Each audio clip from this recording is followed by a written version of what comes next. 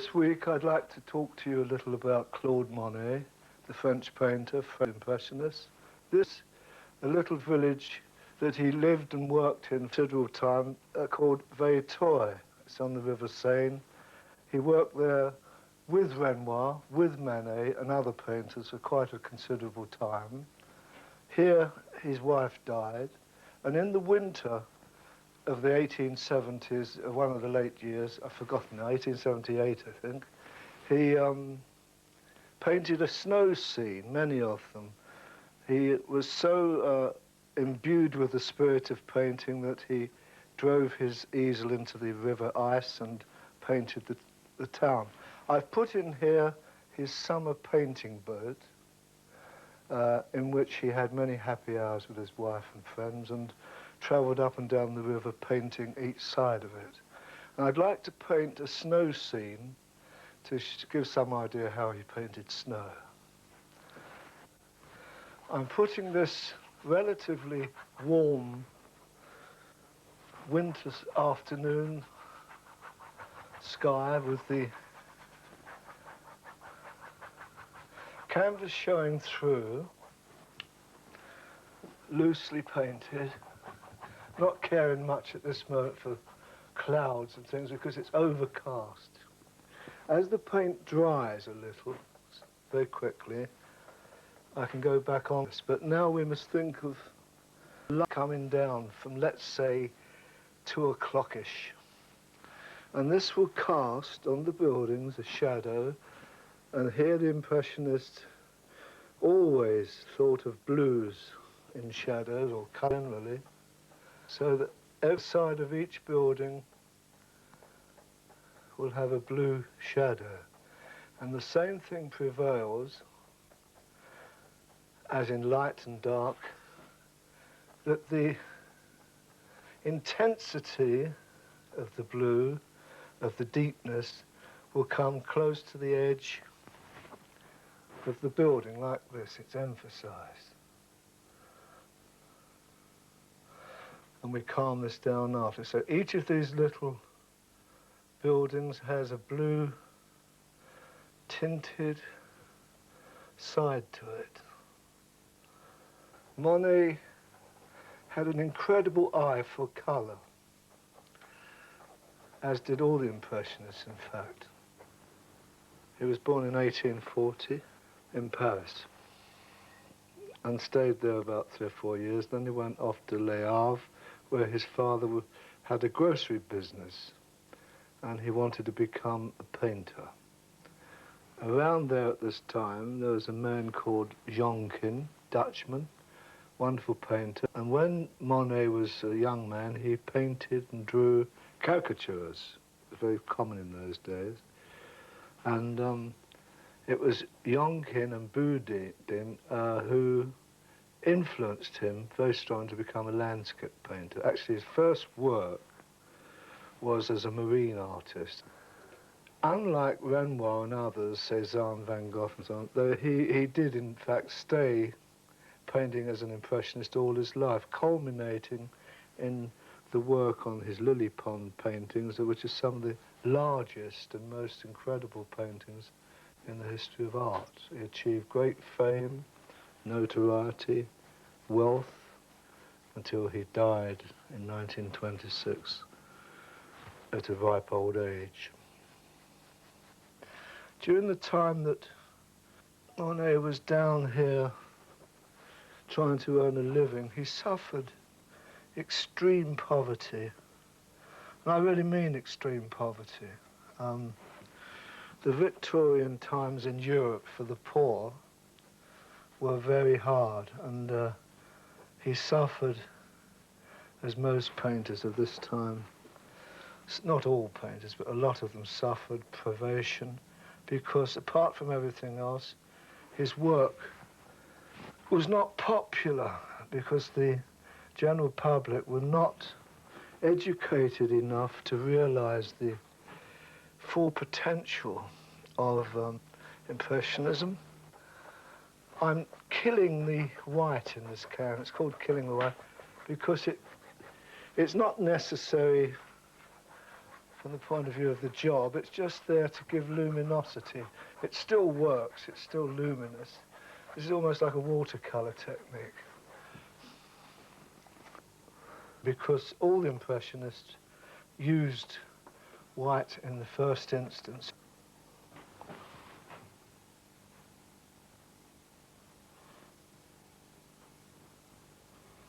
What appears to be a very difficult piece of painting to anyone unacquainted with it is because it takes many years to be able to go out to nature and paint. One shouldn't be discouraged by the apparent difficulty because obviously you can't expect to play the piano or violin or something like Yehudi Menuhin in 10 minutes.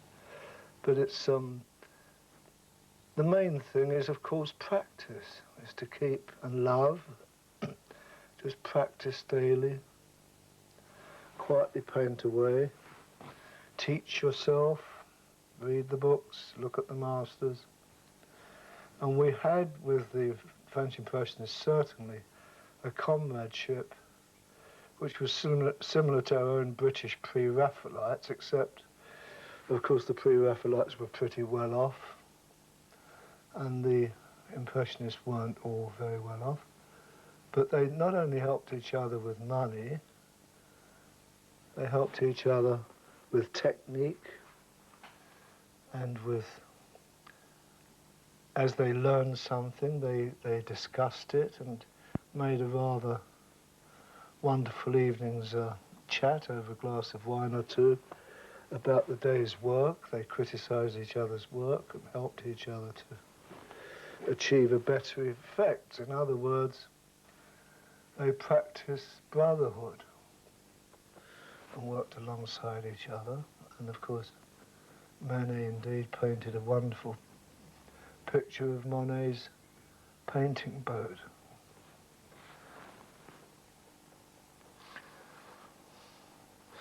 When you're at the seaside, one should look at boats and the action they take in water. You see a reflection in the water, but it's different from the one you'd expect if it was in a mirror. You see more of the reflection you imagine. And of course, if there's a ripple, you get, as in the other painting, this would come right down here. But remember, we're going to put blocks of ice in here, just to make it more interesting. Impressionism again. Yellow, a complementary colour, blue. The side, yellow, at the top of the warm blue, mauve. There's a shutter on here, a sliding panel. These are staves put in to steady the boat in the water. They would come down. This all helps the lateral, harmonious design of the picture, because it echoes, the boat echoes the verticals of the buildings. The boats, different positions, one behind the other, creating that kind of perspective, different colours to make interest.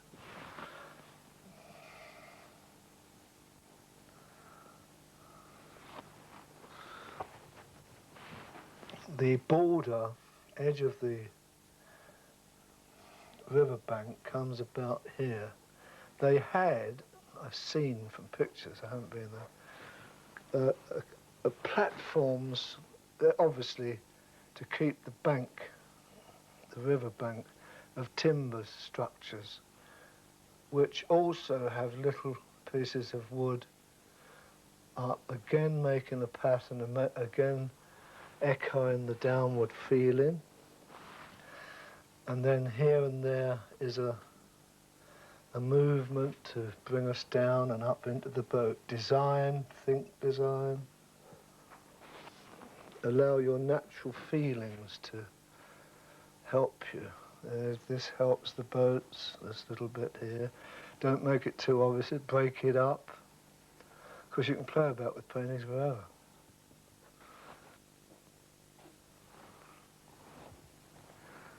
I've made a few little alterations to this painting off camera. This is now in a kind of blocked-in state to take a few dark accents in order to emphasize the lightness of the snow. Of course, Monet worked both on his little boat here and also out on the ice floes. He had a hot water bottle to keep his hands warm. And reminds one in a way of the early Canadian painters like Krieghoff and Paul Kane. Turner also, of course, worked outdoors.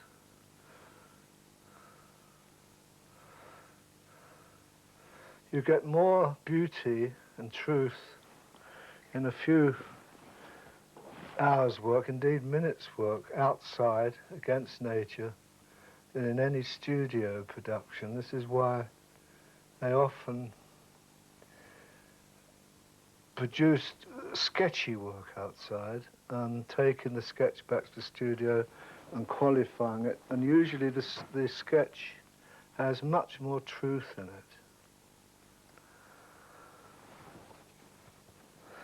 One of his motifs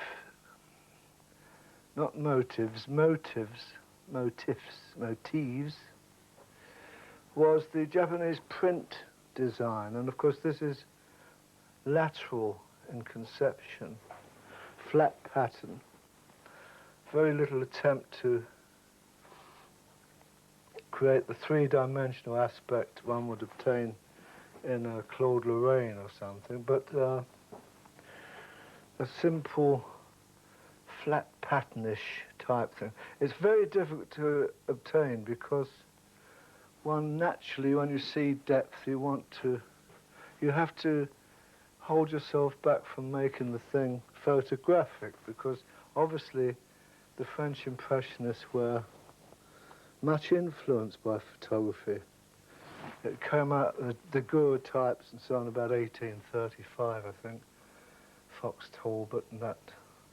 The early photography, of course, influenced them much. And they tried to steer away from its effects. They used it, they actually worked from photographs in some cases. One feels that Renoir worked quite a bit from them, probably Monet less so. I don't know why I say that. I can imagine him preferring to work outdoors and obtaining the effects he could obtain by direct painting. I'm just putting a few arbitrary touches, and then we'll go on to a bit of snow painting. I'll make it a dirty snow because virgin snow is a bit boring. Whereas we imagine it's about 2 o'clock on a miserable afternoon, so there's a wan sun coming down, and therefore along here, if one places a few marks to indicate the snow, you can distress it afterwards. Just as in nature, it comes down very beautiful and melts, or people walk on it. And he has it in Monet's work, certainly, especially Krieghoff, Turner. They all use a rugged, crisp paint. I've mixed tempera with this paint to give it a rugged and crisp touch. We'd imagine there's been a heavy fall of snow, and this is one of the things the Impressionists adored, because white, which is the negation of colour, becomes magical when snow, because it's a marvellous carrier, actually, of colours.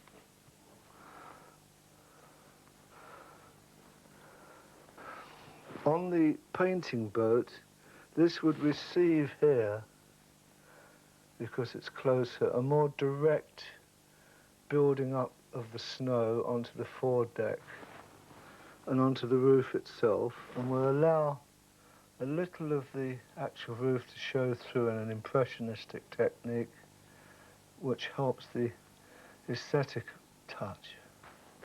Don't want to do pure white on everything. Now we go on to a few roofs. As it comes in the shadows, of course, an absolute complementary blue or blues transpire. In the endeavour to make everything sing out in colour, of course, the French Impressionists, and Monet particularly, would make colour sing by impasting quite strong, almost primary colours in their full strength, dabs here and there. If you observe the way this blue is singing out, at least I hope so, in amongst the other colours, and so a little touch here and there, not necessarily covering each roof, letting the red tiles emphasise the blueness of the snow in shadow. All these little touches help to create a vibrant touch. It's a very personal thing. It's not easy to teach. It's not easy, well, no painting's really easy to teach. You have to allow your own discernment and taste to do a little or a lot, however you feel. When working out in winter and snow, one has to obtain the effect very quickly, and one of the way of snow painters is to actually physically use your canvas as a palette, because you can obviously do that quicker than feed your brush from the palette. You also get thick paint on quickly. So I'll just very quickly do some virgin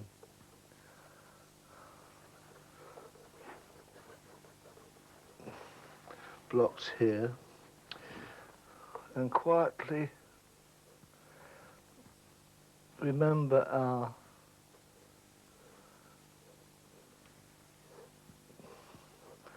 broken, of course they piled up, on moving water they piled up, but in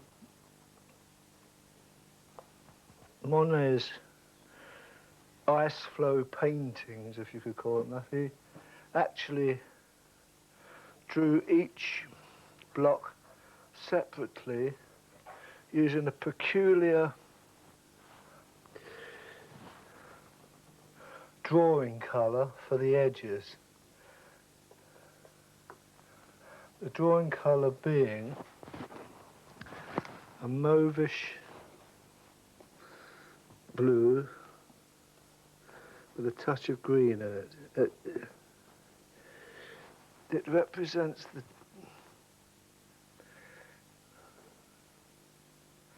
I'll do a crude effort there.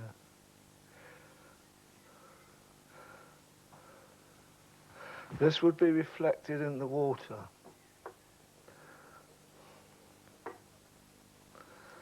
And it needs refining, and then another piece here and so forth. And he would use these blocks in not too an obvious fashion, thinking of a tessellated pavement in perspective, which of course would give a certain perspective going away, because remember, he did not, of course, want to achieve too much of the effect of distance, but in some of his paintings, by the use not of linear perspective, but aerial perspective, by using the warmish colours here and the cool colours up there, he obtained aerial perspective, which is of course much more subtle than the linear. Now it's necessary to calm down the crude blues in here by making a relatively soft mauve colour, a kind of interspersing little dabs. If you look into the Impressionists, this is the optical mixing they talk of. Their shadows always partaken of much colour.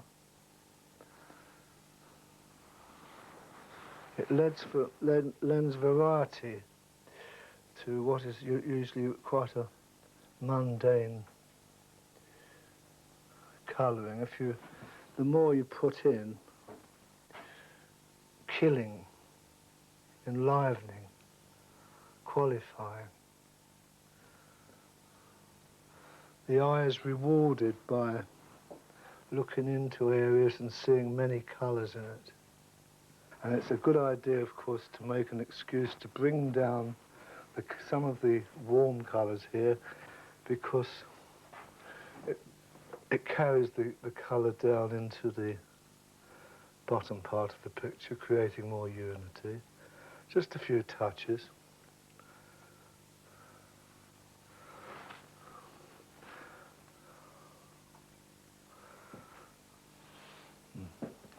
At this stage, the painting should be varnished. It should be dry first and varnished, of course, and then take a strong, broad brush, and with the most minute amount of a grey, which you would have to determine, you scumble it in this fashion. This is, of course, Turner's method of painting, amongst others. And what you're doing is creating an atmospheric layer of extremely fine proportions. Once you've done this, you can't easily go over it again. Now let's assume that that's reasonably covered. It doesn't have to be a flat covering, otherwise you'd use one thick coat. You want to gradate it, and here and there add a little bit extra for the suggestion of a cloud or something like this. Play around with it. One should ideally leave it until it dries, but if you've got a bit of experience, it registers. Now, this paint's a bit tacky, but the object of the operation is to drag, I shall lose a bit of this picture, but it doesn't matter, is to drag this down over the dry paint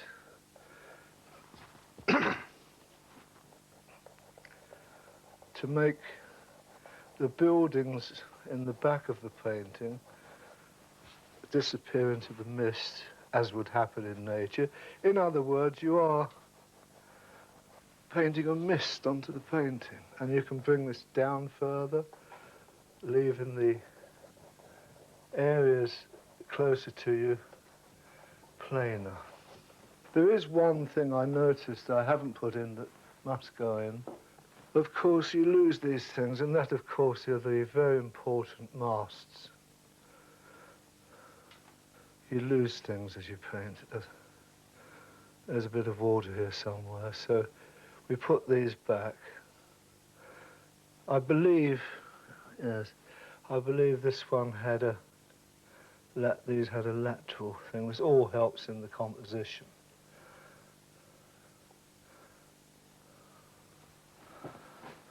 So it becomes a bit jollier again. You mustn't have it too desperately miserable. That's about all one can do for that. Thank you very much.